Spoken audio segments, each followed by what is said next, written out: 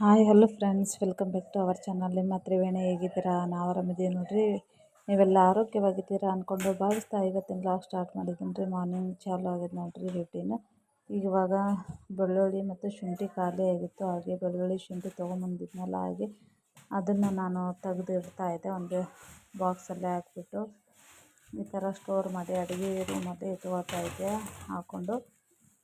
ಹಾಗೆ ನಾನು ಚಾನಲ್ಗೆ ಯಾರೆಲ್ಲ ಫಸ್ಟ್ ಟೈಮ್ ನೋಡ್ತಾ ಇದ್ದಾರೆ ಪ್ಲೀಸ್ ಸಬ್ಸ್ಕ್ರೈಬ್ ಮಾಡ್ಕೊರಿ. ಸಬ್ಸ್ಕ್ರೈಬ್ ಮಾಡಿಕೊಂಡು ವಿಡಿಯೋ ಸ್ಕಿಪ್ ಮಾಡಿದೆ ನೋಡಿ ಸಪೋರ್ಟ್ ಮಾಡಿ, ಹಾಗೆ ಲೈಕ್ ಕೊಡೋದು ಮಾತ್ರ ಮರಿಬೇಡಿ. ನೀವು ಇನ್ ಕೇಸ್ ಈ ವಿಡಿಯೋ ಇಷ್ಟ ಆಗಿತ್ತು ಅಂದರೆ ನಿಮ್ಮ ಫ್ರೆಂಡ್ಸ್ ಫ್ಯಾಮಿಲಿಗೆ ಶೇರ್ ಮಾಡಿ ಅಂತ ಹೇಳ್ತಾ ನೋಡಿರಿ. ಶುಂಠಿ ಕೂಡ ಚೆನ್ನಾಗಿ ತೊಳೆದ್ಬಿಟ್ಟು ಕ್ಲೀನಾಗಿ ತೊಳೆದು ಒಂದು ಸ್ವಲ್ಪ ಹಾರಾಕಿಟ್ಟಿದ್ದೆ, ಅಂದರೆ ಗಾಳಿ ಆಡೋಕ್ಕಿಟ್ಟಿದ್ದೆ. ಅದೆಲ್ಲನೂ ನೀರಿನ ಅಂಶ ಹೋದ ನಂತರ ನಾನು ಒಂದು ಬಾಕ್ಸಲ್ಲೇ ಹಾಕಿ ಇಡ್ತಾ ಇದ್ದೇನೆ ರೀ.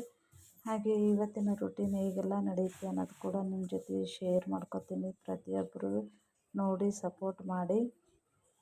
ಇವಾಗ ನಾನು ಅಡುಗೆ ಮನೆ ಕ್ಲೀನೆಲ್ಲ ಮಾಡಿಕೊಂಡು ಇವಾಗ ಹಾಗೆ ಒಂದು ಸ್ವಲ್ಪ ಬಟ್ಟೆಗಳು ಹಾಗೆ ಇದ್ದವು ಚೇರಲ್ಲಿ ಮತ್ತು ಮನೆಯಲ್ಲಿ ಇವಾಗ ಕ್ಲೀನ್ ಮಾಡ್ಕೊತಾ ಇದ್ದೀನಿ.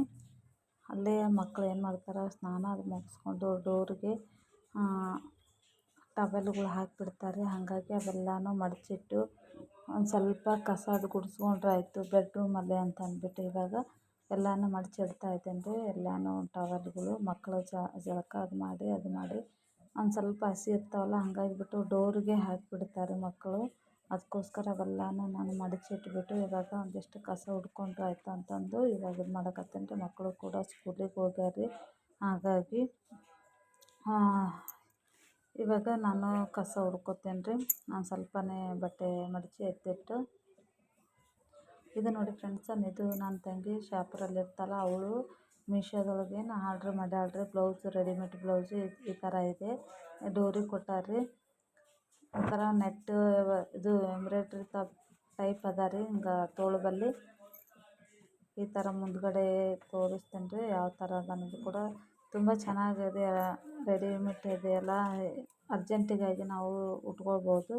ಈಗ ನೋಡಿ ಕಸ ಗುಡಿಸ್ತಾ ಇದ್ದೀನಿ. ಒಂದಿಷ್ಟು ಕಸ ಅದು ಗುಡಿಸಿ ಅಡುಗೆದೆಲ್ಲನೂ ಆಗ್ಯದ ಅಂತಂದು ಯಾರೂ ಇಲ್ಲ, ಮಕ್ಕಳು ಕೂಡ ಹೋಗ್ಯಾರಲ್ಲ. ಇವಾಗ ಕ್ಲೀನಾಗಿ ಹೊಡ್ಕೊಂಡ್ರೆ ಆಯಿತು.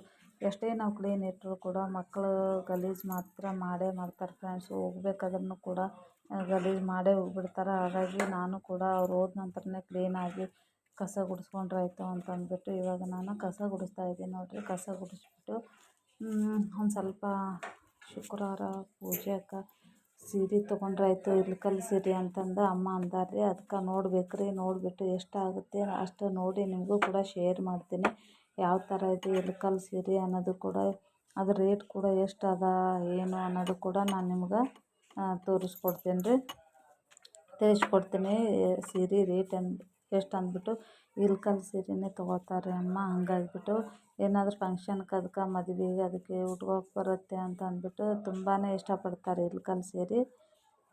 ಏನು ಕಸ ಗುಡಿಸೋದು ಆಯಿತು ನೋಡಿ ಫ್ರೆಂಡ್ಸ್. ಇದಷ್ಟು ಕಸ ತೆಗೆದ್ಬಿಟ್ಟು ರೆಡಿಯಾಗಿ ಹೋಗ್ತೀವಿ ರೀ. ನೋಡಿ ಫ್ರೆಂಡ್ಸ್, ಈ ಥರ ಇದೆ ಕಲರು. ತುಂಬಾ ಒಂದ್ರಕ್ಕಿಂತ ಒಂದು ಟಾಪಲ್ಲಿ ಇದೆ ಕಲರು. ಹಾಗಾಗಿ ನಿಮಗೂ ಕೂಡ ತೋರಿಸ್ತಾ ಇದ್ದೀನಿ ನೋಡಿರಿ. ನಿಮ್ಗೆ ಯಾವ ಕಲರ್ ಇಷ್ಟ ಆಗುತ್ತೆ ಅನ್ನೋದು ಕೂಡ ನನಗೆ ಕಮೆಂಟ್ಸಲ್ಲಿ ತಿಳಿಸಿ. ಈ ಥರ ನೋಡಿರಿ, ಪ್ರತಿ ವರ್ಷವೂ ಕೂಡ ಅಮ್ಮ ಇಳ್ಕಲ್ ಸೀರೆನೇ ತೊಗೋತಾರೆ ಲಕ್ಷ್ಮೀಗೆ ಉಡ್ಸಕ್ಕೆ ರೀ. ರೇಟ್ ಬಂದು ಇದಕ್ಕೆ ಎಷ್ಟು ಅಂತಂದರೆ 4200 ಏನು ಹೇಳಿದ್ರಿ. ಹಂಗಾಗಿ ನಾವು ಇದಕ್ಕೆ 3500 ಕೊಟ್ಟಿವಿ ನೋಡಿ ಫ್ರೆಂಡ್ಸ್.